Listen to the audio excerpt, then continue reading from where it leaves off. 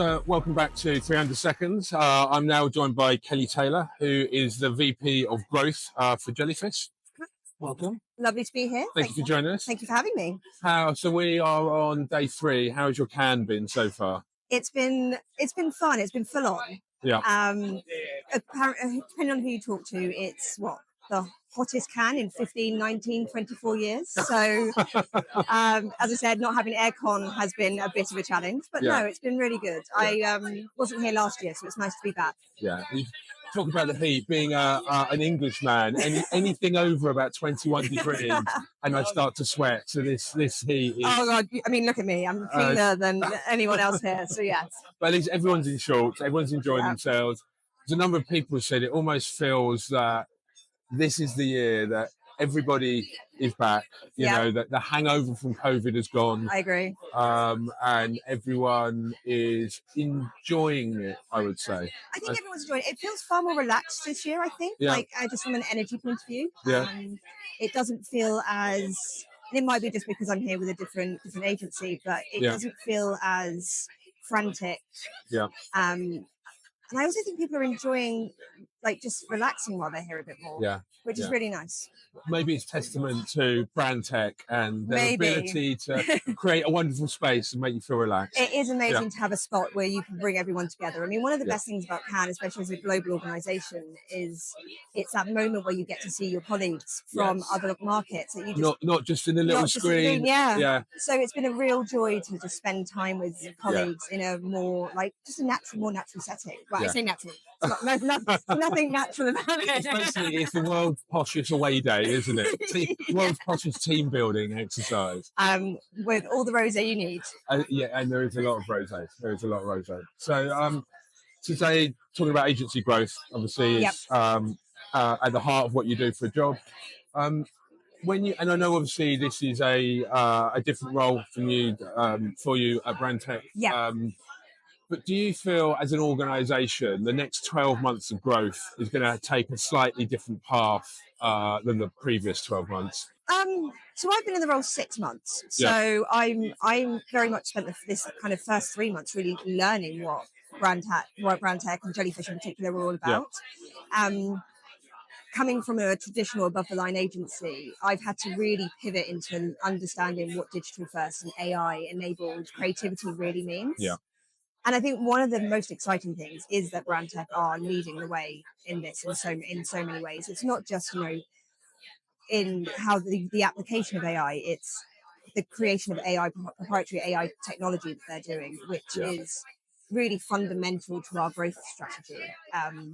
So that has been, and I think that's the next 12 months is going to be really led by how we integrate our tools into clients' marketing ecosystems to really solve their challenges.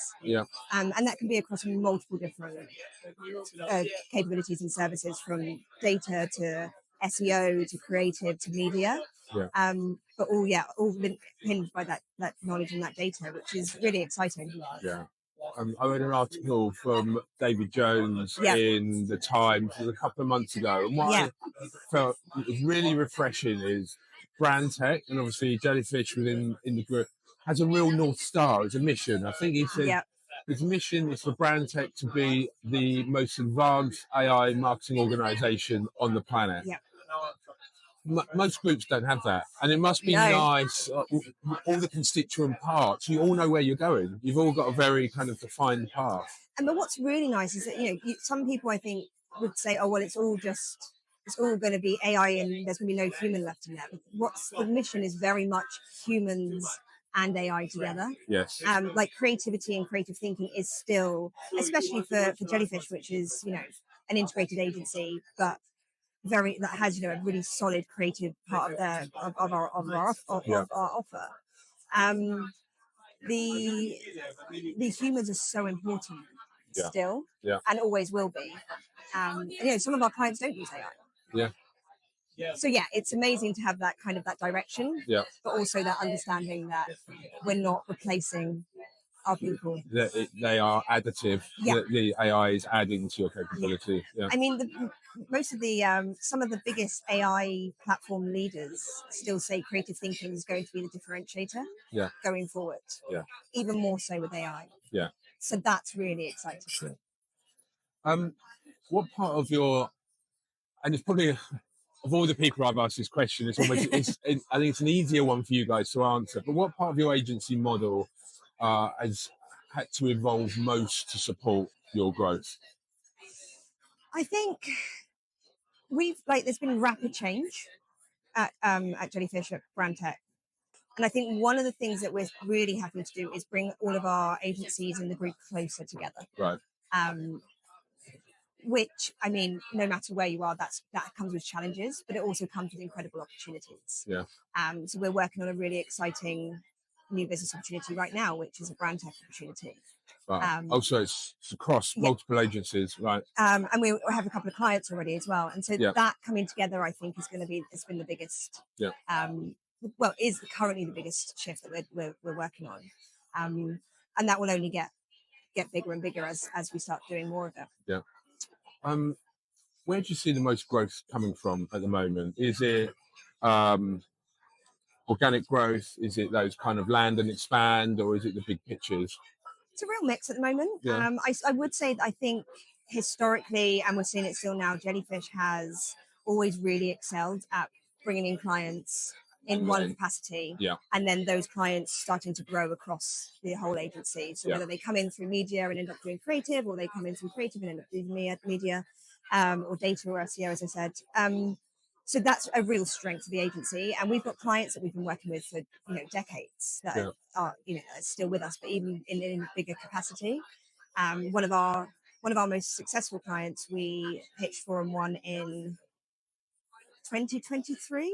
I'm going to say I wasn't there, so if I'm wrong, sorry. And that started off as a smaller kind of creative social offer, and has grown to in huge ways. Yeah. And we are now considered their creative agency of record through, but in a social way. Yeah, absolutely. When it comes to an agency building kind of commercial resilience, what do you think agencies underestimate the most? So if you in the world of pitches, I guess we think. I think internal cultural alignment. Right. And what I mean by that is new business has to be everyone's business. I know that's an adage that many people say. Still true. But it's still true. And I think people forget that your staff are your biggest influencers. Yeah. They're the people that will go out and meet someone randomly, walking along here or in a pub back home or wherever. And they need to know how to talk about the agency, and they need to be able to talk about the new stuff that's happening and the exciting advancements. So that internal piece I think is really important. Your 2000 jellies as your counterpart. Yes. And it's very interesting. We just interviewed Tom Denford, and he was talking about how few agencies have that single-minded belief or proposition that goes through their whole people, where speaking to yourself and speaking to Hannah, it feels a Jellyfish. You kind of cracked that. We've really got that. Yeah. But I think one thing to get that and to have that internally, but again, externally, you need to remind people. You need to be saying that over and over again. You can't. Yeah. It's not good. Not just enough to know what it is. You have to be shouting about it. Yeah. And that's why it's so important that new business, marketing, and PR are really connected and working as a unit. Yeah. And do you find we talk to agencies about having a single-minded proposition, how you articulate that in marketing, and then how when you get round to a pitch, if you know who you are, you're almost 30% there already. Yeah. Have you found that single-minded proposition really helps you accelerate through pitches? 100%. Yeah. And I think it's also what's good about having such a strong kind of North Star mission. People will either know very quickly if they want it or not. Yes. And if it's right for them. Because everything we do is about solving people's challenges, helping them navigate the rapidly changing marketing landscape. Yeah. So you kind of, it's a really good barometer.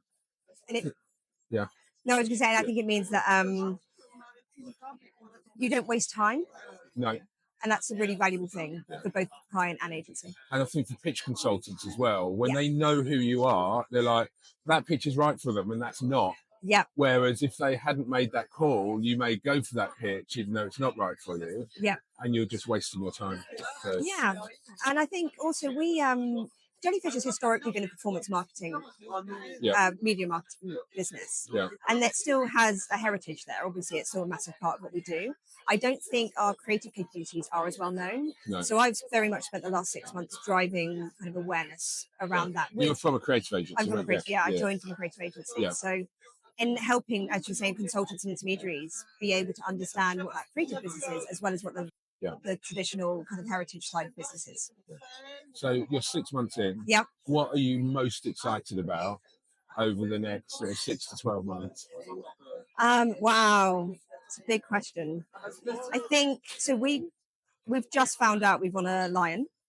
Congratulations! Thank you. I mean, I take zero credit. I wasn't even here when it happened. What colour? Silver. Very good. So for one of our creative clients, right? Okay. And I think I'm really excited about having that moment and being able to shout about that. Yeah. So, as head of growth, and as you say that new business is everyone's business, and I absolutely believe in that. I think an agency should have a culture of growth. It shouldn't be 10 people rolling into a pitch room, stressing themselves, whilst the rest of the agency just goes on as is.